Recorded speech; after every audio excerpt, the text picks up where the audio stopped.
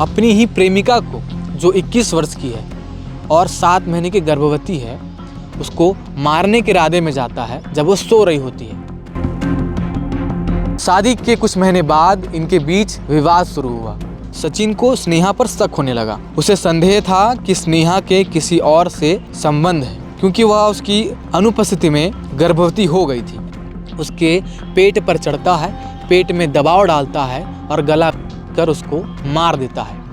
और इस निर्मम हमले के दौरान उस पेट पर पल रहा 7 महीने का भ्रूण बाहर आ जाता है। शक एक बहुत बड़ी बीमारी है जिसका ना ही कोई पक्ष होता है ना ही कोई विपक्ष होता है, वो केवल गलत होता है। ये इश्क नहीं आसान, एक आग का दरिया है और डूब कर जाना है। कई बार यही आग दो प्रेमियों के बीच लग जाती है और या तो वो दोनों एक दूसरे को ख़त्म कर लेते हैं या दोनों में से कोई एक ख़त्म हो जाता है। ऐसी एक घटना जहाँ दो प्रेमियों के बीच आग लगती है और वो आग होती है शक की। और उसी शक के आधार पर एक व्यक्ति अपनी ही प्रेमिका को, जो 21 वर्ष की है और 7 महीने की गर्भवती है, उसको मारने के इरादे में जाता है जब वो सो रही होती है। उसके पेट पर चढ़ता है, पेट में दबाव डालता है और गला कर उसको मार देता है। और इस निर्मम हमले के दौरान उस पेट पर पल रहा 7 महीने का भ्रूण बाहर आ जाता है और मौके पर ही उस 7 महीने का अजन्मा बच्चा और वो प्रेमिका ख़त्म हो जाते हैं। ये पूरा मामला तेलंगाना के हैदराबाद शहर का है। मेरा नाम मनीष है और आप केपी न्यूज़ देखना शुरू कर चुके हैं। ये घटना कैसे हुई और क्या इस पूरी घटना में हुआ था, ये सब जानेंगे। सबसे पहले इनकी प्रेम कहानी को समझते हैं। प्रेमी का नाम है सचिन और प्रेमिका का नाम स्नेहा।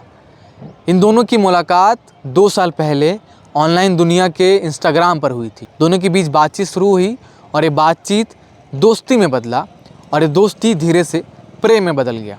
और इसी प्रेम के आधार पर दोनों ने यह तय किया कि इन दोनों को शादी कर लेना चाहिए। इन्होंने शादी भी कर लिया। शादी के कुछ महीने बाद इनके बीच विवाद शुरू हुआ और इस विवाद के चलते दोनों जो है अलग भी रहना शुरू कर लिए। लेकिन इस घटना से 1 महीने पहले ये दोनों एक साथ रहना शुरू कर लिए।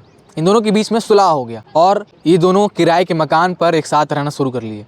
लेकिन इसी बीच एक विवाद हुआ शक के आधार पर और इसी शक ने उस स्नेहा की जान ले ली। ये शक कैसे आया इसको भी समझते हैं। उसके बाद ये पूरे मामले में क्या कुछ बड़ी घटना हुई थी, कैसे हुई थी, इसको भी सिलसिलेवार तरीके से समझते हैं। पिछले कुछ महीनों से दोनों अलग रह रहे थे, जैसे कि मैंने आपको बताया, लेकिन हाल ही में 1 महीने पहले से फिर से साथ रहने लगे। कपरा इलाके में किराए के मकान में रहने के दौरान सचिन को स्नेहा पर शक होने लगा। उसे संदेह था कि स्नेहा के किसी और से संबंध है, क्योंकि वह उसकी अनुपस्थिति में गर्भवती हो गई थी। इसी शक ने सचिन को हत्या करने पर मजबूर कर दिया। ये जो रिपोर्ट्स हैं और ये जो जानकारी है ये पुलिस के मुताबिक है।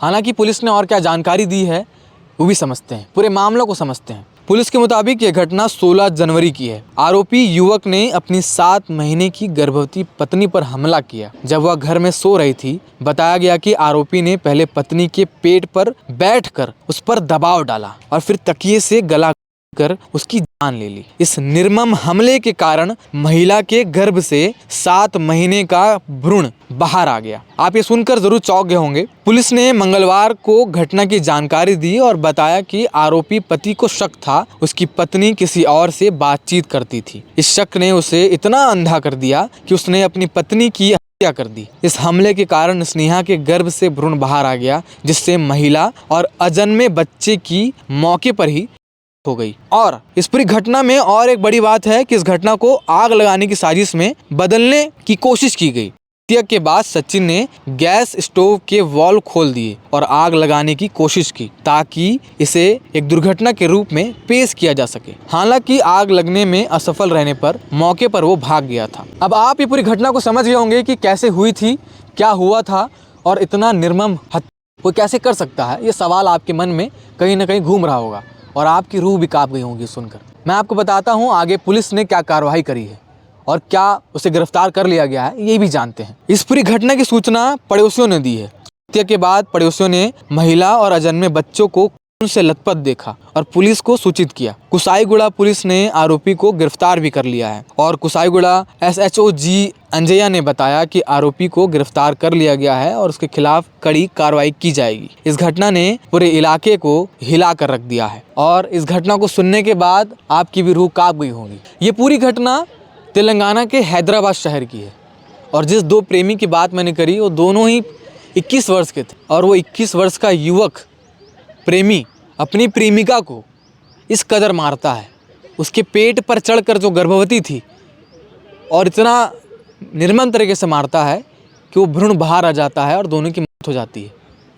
हालांकि इस बात को मैं बार बार दोहरा रहा हूँ और आखिरी में एक ही बात कहूँगा कि शक के आधार पर इतनी बड़ी घटना हुई है और 21 वर्ष के युवक पर, उस व्यक्ति पर शक इतना हावी हो गया था कि वो राक्षस प्रवृत्ति का हो गया और इस घटना को अंजाम देने से पहले उसने एक बार भी नहीं सोचा और इस घटना से बचने के लिए उसने आग लगाने का प्रयास किया ताकि इस घटना को हादसे में बदला जा सके।